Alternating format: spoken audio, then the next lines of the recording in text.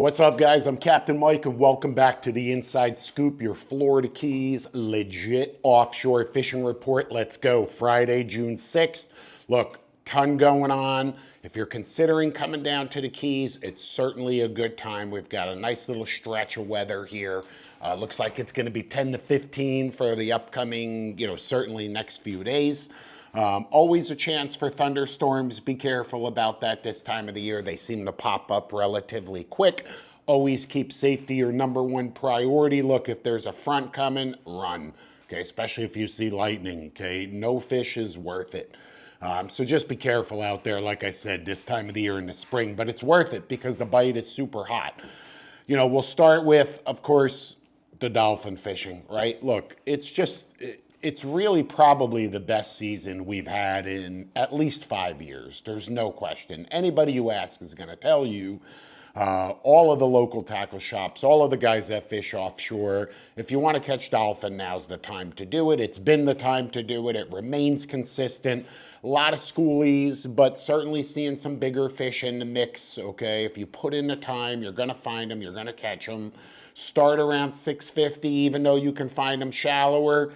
I would say for this upcoming week, I would really start looking around 650. Look for birds, look for weeds, look for frigates, look for color changes, rips, and try and find a combination of any of those factors before you put a bait in the water, okay? Weeds and birds, big, rip and a color change and some small birds picking, whatever it may be, okay? That's where you're really gonna wanna spend your time. And it's the same from Key Largo to Key West. I mean, it's the same ocean out there. It's the same dolphin. They behave the exact same way if they're swimming down there or if they're swimming up there, okay? Really what differentiates them is the size. It seems where the bigger fish are certainly more solitary, they're certainly smarter, pickier in what they eat. They often want a bigger bait, a larger reward for the effort, which of course makes sense, right? The schoolies, on the other hand, are a dime a dozen. They're dumb as dirt. I hate to say it, but they're babies. They're growing up. And, I stress they're babies. So once again, I'm going to reiterate, you don't need to kill an overabundance of them. This week again, man, I'm seeing some pictures that I just don't get it, guys. I really don't. Are you not looking ahead toward the future? I don't care how hot the bite is. What is the sense of hanging 50 dolphin? 50 schoolies. Like, it really irks the shit out of me. I'm not going to lie to you, that keep some. Yes, everybody can keep some. Enjoy fresh fish for dinner. Have fun catching them until your arms fall off. But it's just hard for me to believe that all of that goes to, all of it ends up on somebody's dinner table and is enjoyed for a long time. I don't care if you vacuum seal it, label it, ship it, whatever you do. Okay, just understand what's happening. It's not all getting eaten. All right, I promise you that. So just exercise that level of conservation this season. Everybody, please. Aside from the dolphin fishing, okay, it's really about the reef. Early in June is reef time. Now is when, if you haven't, you probably got the dolphin out of you already. You know what I mean? It's been all of May into June, 6 weeks you've been beating on these things. How many of them can you catch? How many ways can you catch them? So it's time for a change of pace. Maybe put some meat in the box, something that's, even better than dolphin. I mean, you ask me, mangrove snapper, that is the best eating snapper on planet Earth. Okay, just perfect. The yellowtails are a little mushy. The muttons are a little thick, that mangrove was just made for, magic meals. I mean, really, really good fish to eat. And like I said, right now on the reef in early June, what we're seeing is the same typical pattern as years past. You've got the mangroves moving out to start to spawn. You've got muttons that are about to really spawn. Some are already in spawning behavior. So a lot going on in the shallows, okay? A lot. Big yellowtails. There's still a lot of big yellowtails, okay? You just got to know how to catch them. Let's break it down for the coming week and share some tips with you. For the big yellowtail, the flags, fish over 20 inches. Look, you got to fish deeper water, okay? 80, 90 feet, edge of the reef. That's really where you want to look. And you've got to have fresh bait, okay? Nothing beats maybe a bucket full of freshly caught little sardines or pilchards, anything super, super fresh. These big fish are not dumb, okay? And they really want a bait that is just incredibly enticing. Thin leaders, fluorocarbon diamond presentation, go down to 15 pound. 15-pound test diamond presentation, Gen 2 fluorocarbon for the big yellowtails. And you've got to have the current in your favor. You've got to have the current and the wind both in the same direction. Like, a lot has to happen to get on a hot yellowtail bite. But when you do, it's absolutely awesome. Everybody's catching them, and you're catching beautiful big yellowtail snappers. But those big ones, I stress, in early June here, look deeper, okay? Don't focus, your efforts for yellowtail snapper in 30 to 40 feet of water. Instead, focus on 70 to 90 feet, okay, for those big yellowtails. You'll also find mangroves out there spawning. I have typically fished for the bigger mangrove, shallower, 30 feet, 35, 38, 28 feet, even some spots. That have really produced some beautiful fish.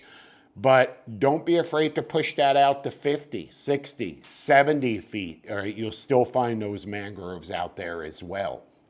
And it's the same with the muttons.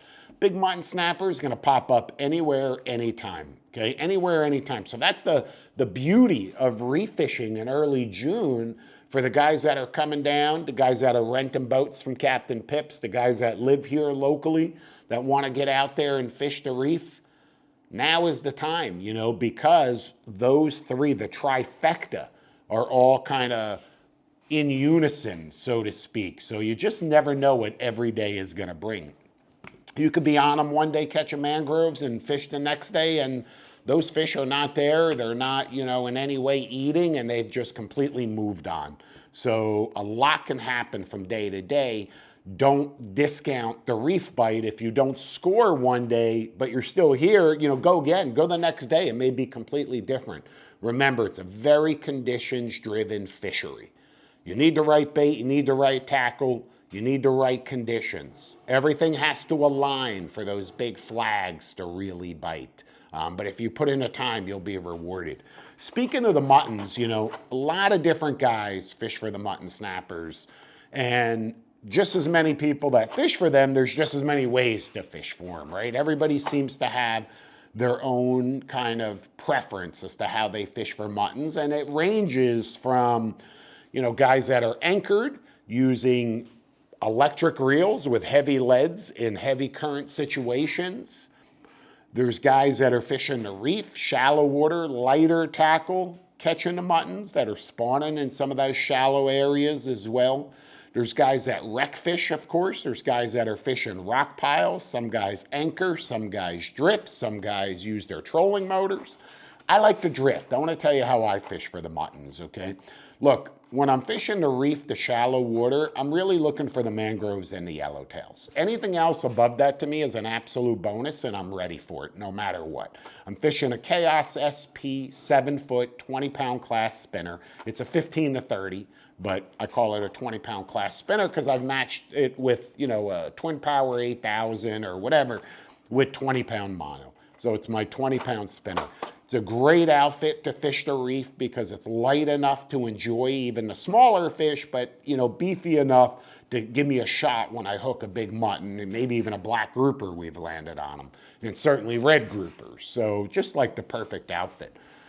But again, I'm really targeting the mangroves or the yellowtails, and everything above that is a bonus. If I'm specifically looking for the mutton snappers, especially right now, June into July, I'm fishing deeper. I'm fishing on the wrecks. There's some spots where historically, year after year, this time of the year, I've been on some really hot bites with big, beautiful, fish approaching and even exceeding 30 inches, the real super slobs.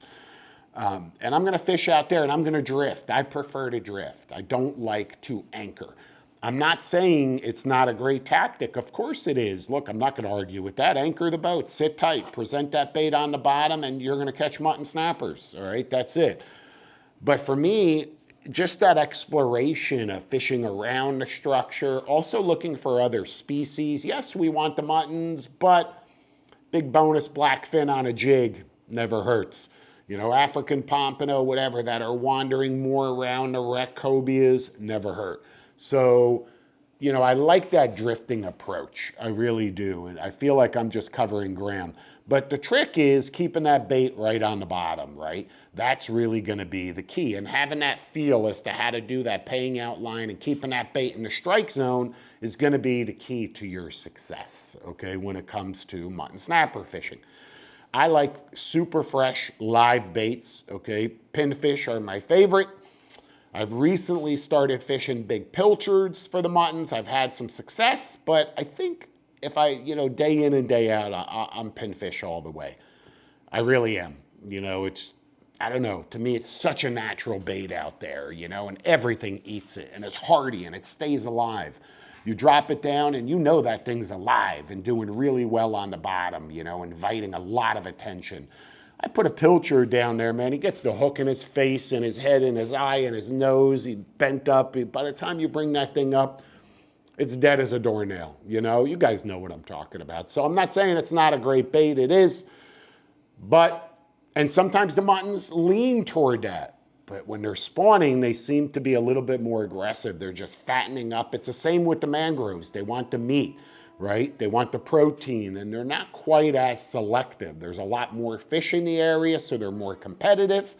And it seems like you can get away with just about anything, but certainly staying fresh is going to be key. Ballyhoo, fresh ballyhoo, forget it. If you can take a live ballyhoo and drop it down, you're tight in seconds. But even a fresh ballyhoo plug is a killer bait. Half a goggle eye, I'll fish half gogs. You know, take a goggle eye, slice it in half diagonally and step on it. Mush it up just a little bit. Get so much of that scent and odor coming out of that bait. So that's a great tactic for the muttons in early June, and that's how I like to do it. I'll do a grid pattern around the wreck. I'll fish, you know, up current, down current, south or west, you know, whatever direction it's lying in, obviously, and whatever direction we're moving. Obviously, here in the Middle Keys, you know, our areas lie west to east, you know, whereas, of course, Key Largo and obviously areas further north, you're, you know, different, right? You're south and north where you're, you know, running up or down the edges. Here, the orientation's completely different. Takes a little getting used to, but once you do, you know, you kind of got it. Line, you know, one thing I want to touch on too is leader and line for these big muttons. These things are line shy, okay? Line shy. And I want you to walk away from something here today. You know, in all of these inside scoop fishing reports that I've been doing, I try and incorporate more than just the report itself. You know, I really want you to pick up some fundamentals that are going to help you across the board in all of your fisheries, not just the topic that we're talking about or the day that we're talking about. The goal is to make you a more successful angler, you know, to be, and that doesn't mean coming home and hanging 50 fish, 50 schoolie dolphin. That doesn't make you a more successful angler. Just want to let you know that.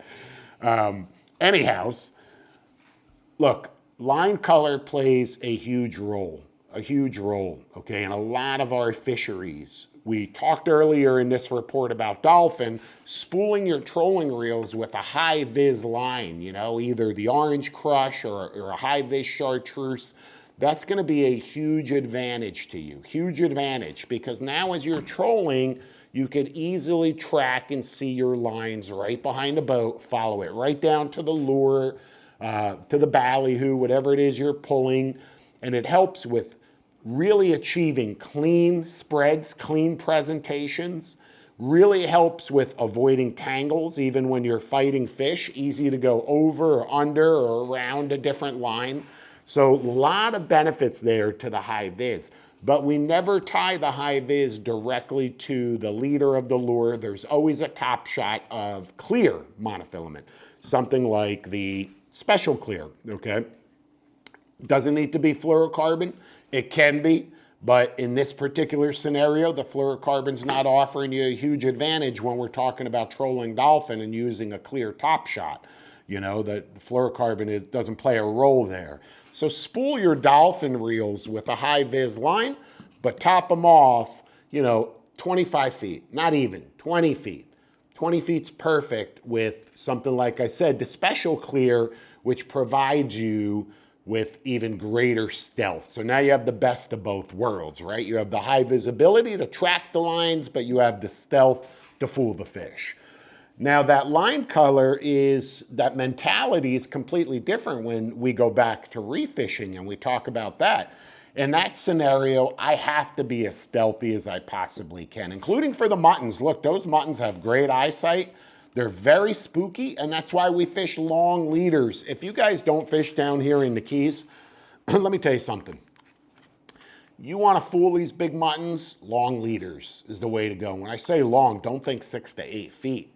How about 40 to 60 feet? Okay, really long leaders. Hard to get used to, hard to fish a long leader like that without it, parachuting and cartwheeling around your main line as you deploy the bait. Or how do you handle that long leader when you bring a fish up? Obviously, there's a learning curve there, and how you rig. We fish with removable leads, so we can fight the fish right to the rod tip. Okay, and there's videos on Florida Sport Fishing TV Plus showing exactly how we rig and how we do that, our mutton rigs. Make sure you catch up with that. But the point I'm making is a long leader is really key. It keeps your bait away from that lead, which oftentimes spooks the mutton because it's bouncing on the reef or bouncing on the rocks, okay? So having that long leader, like I said, prevents from spooking that fish. But make sure that long leader is clear, not a high-vis line. I don't even go with blue. Like literally I go with, in that scenario, the presentation Gen 2 fluorocarbon. My last 40 or 50 feet is fluoro. That's where that shines the brightest, so to speak. That's where the added abrasion resistance and the, invisibility, that's where that's really gonna play a role, right in that area. So I spool with braid. I'm fishing 40-pound diamond braid on my mutton rods. I'm fishing anywhere from 8 to 12 to 20 ounces of lead, depending on the conditions. Remember, we're drifting, we're moving, okay? If I had the whole trolling motor set up, guys have asked me, how come I don't have those trolling motors up on the bow of my Cat, my Sea Hunter 41? I think on, some days I look at it and go, man, I'd really like to have that option to just deploy these trolling motors, push a button and the boat sits, right? However, I haven't had them to date and I do okay. I'm pretty happy with my success ratio. I don't know if that's a worthy investment, for me on the big Cats, having 2 of those up in the bow, big batteries, chargers, there are a lot of moving parts there. And what value would that have to me? I'm just not certain of it yet. And I think one day, maybe when I am certain, maybe I'll go down that rabbit hole, so to speak, but I'm not there quite yet. So drifting is perfectly fine for me. I like to move it anywhere from a half to a mile an hour is ideal because you're covering ground and you're able to do that grid pattern around the structure for those muttons this time of the year. Remember, stealthy, fresh baits. I'm telling you how we do it, how you get connected. The right hook, 7/0 inline tournament circle hook. Okay, I call it a tournament circle hook because it's very thin, very, very thin gauge right here. Okay, it's not a thick hook, it's very thin. What does that do? A couple of different things. Number one, it allows your bait to remain as strong and as lively and as stealthy as possible. Keep that in mind. So really, really important. Easy to penetrate the mutton's tough skin around their mouths. They have tough skin, bony mouths. Those big ones, man, they're like dinosaurs, okay? They really are really tough kind of mouths. So having a super thin, super sharp hook makes it easy to penetrate all of that bone. And it's a strong hook, very, very strong. I've never had a 7/0 tournament circle hook straighten, okay? I've had hooks like this at times, not very often, but I'd be lying if I said it never happened, snap. I've had hooks snap, maybe one a season, will come up and a hook is snap, but I believe that's gonna happen with any hook in this caliber, in this gauge. You lodge it in that fish's mouth the wrong way and it twists the wrong way. Those fish are much stronger than you believe. Those big muttons are amazing. But getting back to it, look, that's the key right there, okay? You don't have to fish a circle hook down here in the Keys, okay? In certain areas further north on the Atlantic side, you're required to fish circle hooks. Down here when fishing live bait, I forget what that line is it 28, whatever that line is, but we can fish with J hooks. And there's times that we do, okay? Where there's times that we do. You know, when I'm dead sticking a rod, nothing beats a circle hook. Rod doubles over, you're hooked up, game on. If I'm feeding a bait out and the rod is under my arm and I'm literally just, feeding the bait out, I like a J hook. So I'll go back and forth depending on the outfit that I'm fishing, how I'm fishing it, and all that kind of good stuff. But it's so important, the tackle. It really is across the board with everything. Guys, let's talk about more. Let's talk about the deep dropping. It continues to be really strong, but it's just not as good as it was in early May when the season just opened up. Of course, the fish have been untouched here on the ocean side for, months and months, 10 months. Then finally it opens and the whole bottom gets just pounded. And you know what I've learned this season? I want to just kind of point this out. So many different guys I've talked to, so many different guys who have, done deep drop courses with us.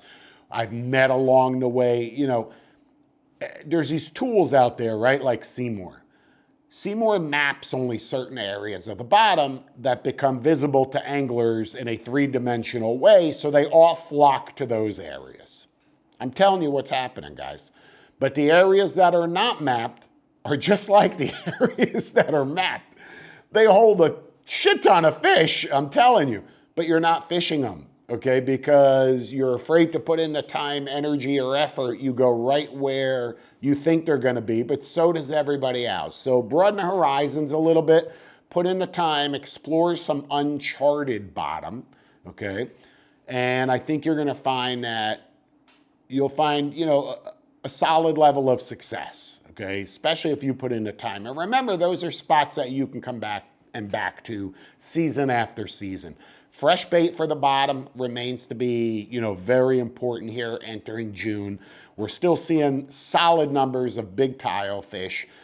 Surprisingly, an abundance of yellow edge grouper over snowy grouper this year, which I'm perfectly happy with because snowy grouper closes Monday. And whoever makes the rules out there, I just want to point something out to you at how absolutely ridiculous this law is.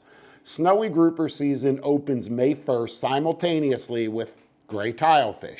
They swim side by side. We target them the exact same way in the same place, fishing the same baits with the same rig with the same tackle. And we catch them both on every trip, just about. Now, tilefish is open through July. I believe it closes July 22nd. Thank you. I'm grateful for that 10 or 11 week season, more like 10 weeks. However, snowy grouper closes this Monday, June 9th, this Monday. So what am I supposed to do for the next 5 weeks or whatever it is when I'm out there fishing for tilefish in the same place and I catch a snowy grouper? Of course, I have a descending device on my boat, rigged and ready to go as required by law, and I'll do everything I can do to release that fish. But ask yourself, what if it's a 50-pounder? What if it's a fish of a lifetime that you've been out there targeting for years, and finally, on June 10th, or July 1st, while tilefish is still open, you do catch that fish. It's really hard. I could see how it could really be hard for anglers to release that trophy fish. I'm being transparent here, right? You know what I mean. So what kind of backwards ass law is this, okay? Allow anglers to keep 2 snowy grouper. This is what the law should be, in my opinion, that here in the Atlantic, Monroe County, federal waters, 2 snowy grouper per boat per trip, simultaneous with tilefish season, open throughout tilefish season. Trust me when I tell you, I don't think there's going to be a difference in how many fish are harvested. Listen to what I'm saying to you. Read between the lines, okay? And it'll keep everybody happy, and that's a much more fair regulation. I don't know. Anyhow, the law is Monday snowy groupers close, so get out there this weekend and get yours, 1 per boat while you can. Yellow edges, on the other hand, open year-round. What? Again, this is another idiotic, rule. Open year-round. But the yellow edge groupers swim in the same place with the snowy grouper and the tilefish. So once again, how do you target a species that resides with two other species which you need to release? And I'm sorry, these release ratios, I've seen these fish come up from the bottom, 6, 7, 8, 900 feet. I know what they look like, all right? It's really hard for me to believe that when I put that fish on a descending device and I set him down, that he deflates halfway toward the bottom and happily swims away as if nothing ever happened. This is after his eyeballs, which are usually the size of marbles, are now the size of tennis balls. And his entire intestines are coming out both holes in either direction. And he's completely bloated and stiff as a barn door. And I don't know, is that fish really revivable? There's no way for me really to know. I just have to follow the law and hope, in fact, that it at some point comes back to life and swims back toward the bottom and lives happily ever after without succumbing to the elements or becoming shark food. Don't know what makes a lot of sense here. Nevertheless, deep dropping still good, early June. Okay, get out there. Current has been a big issue, but you'll find the windows, okay, and you can learn to fight the current. Don't just keep adding weight and go in a heavier line. That's not always the answer.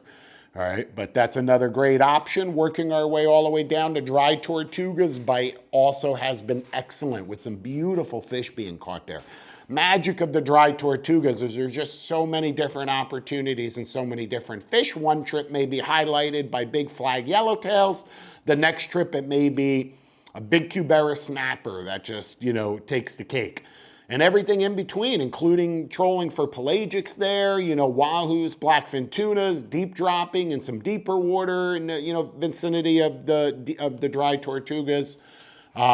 But don't be under the impression that every time you go, it's going to be slam dunk. It's not, it's a fishery just like any other ones. And it's a conditions driven fishery and a lot of things have to come together.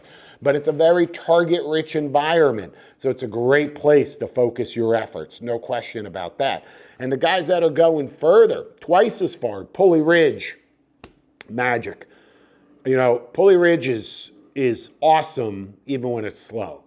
And when it's on, it's absolute fire, okay? Some of the best bottom fishing I've ever had in my life has been in Pulley Ridge. Forget the fact that we've also trolled wahoo there, yellowfin tuna, blackfin tuna, dolphin, even had a blue marlin there one year. So you never know what's out there. Oh, we've caught swordfish, off the edge there. So many different opportunities in Pulley Ridge. Of course, long way, not a lot of options for small boaters to get there on their own. Make a friend with a guy with a big cat or something like that. Or, of course, you can hop on a couple of the head boats that do trips out there. I don't know who's doing what nowadays as far as those head boats are concerned, but that's not the point. The point is Pulley Ridge is, absolutely a place that should be on your bucket list. It's one of the last frontiers. That's what I like to say. It's because it's so far offshore. That's why the fishing is so good, because it sees so little pressure.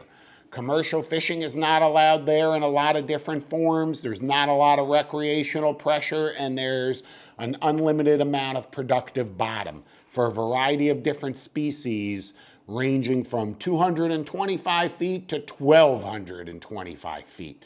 Muttons and ham bone snappers up in the shallows to queen snappers and longtail bass and gosh, it's just barrel fish and golden tile fish, everything out there. Really, really cool fishery.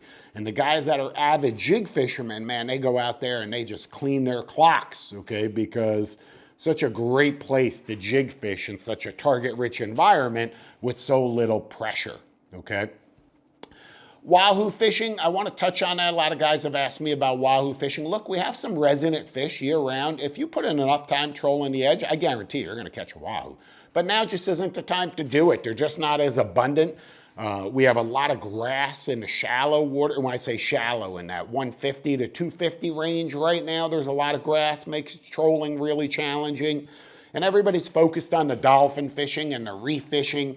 It seems where every now and then a guy who's trolling for dolphin connects with a wahoo as well. So always a possibility, but not what my target would be, right now. I would stick with the dolphin as choice number one.